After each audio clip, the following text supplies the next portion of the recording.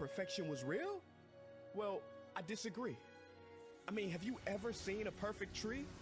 In real life, have you ever gone into a forest and seen a perfect tree? Nah, see, they all got a little something going on. Some lean this way, some lean that way, some have a little too much moss, and some got a whole bunch of bark that's been ripped off, but somehow, they're all beautiful. But when it comes to people, we don't seem to see that we are all beautiful in all of our expressions, so we dissect ourselves into pieces, judging each other, thinking perfection is something we can achieve, which leads us to feeling depleted and defeated. But Salvador Dali said it best: have no fear of perfection, because you'll never reach it. Ladies and gentlemen, there are two doors in life. Door number one, be perfect and be admired. Or door number two, be real and be loved. I say choose door number two, and choose it quick, because life's too short to try to live up to something that doesn't even exist. It makes no sense. So please, create your own unique expression. Color outside the lines. Be the pretzel that refuses to knot. Be the marble that doesn't quite roll right. Do the dance that nobody's ever seen before. And don't worry if people stop and stare.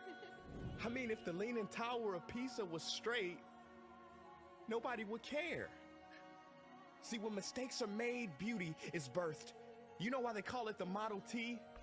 Because that's how many letters it took for Henry Ford to get that darn car to work. So don't worry about always being first and getting it right.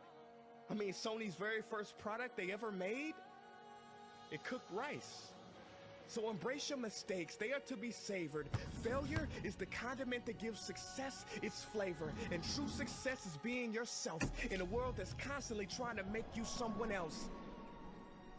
You know, I was reading the other day about a Japanese tradition called kintsugi. What they do is, if an object breaks, they fill the cracks with pure gold, because they believe that when something suffers damage and has a history, it is all the more beautiful. So I say love your cracks. You may call it brokenness, but it is the way your light will shine through. And if you have no one in your corner, then consider me your supporter, and we will smile together as society tries to diagnose our gifts as disorders. You don't need to be a perfect person with perfect makeup, perfect skills, or a perfect build. Because the truth is, real people aren't perfect. And perfect people aren't real.